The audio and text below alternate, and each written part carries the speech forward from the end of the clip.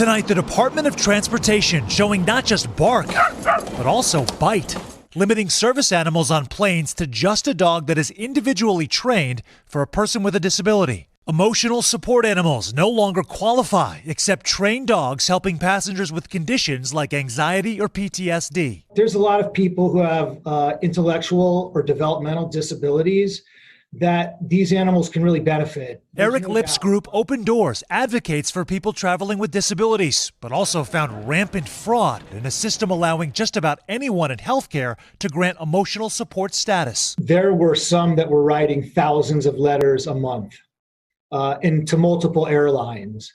And there's just very difficult to treat that many people in a month. The Flight Attendants Union has watched it all unfold. Flight attendants were hurt, other passengers were hurt, bit by animals, or created chaos in the cabin. Now, after 15,000 public comments and a year of fine-tuning, a crackdown on pets in planes.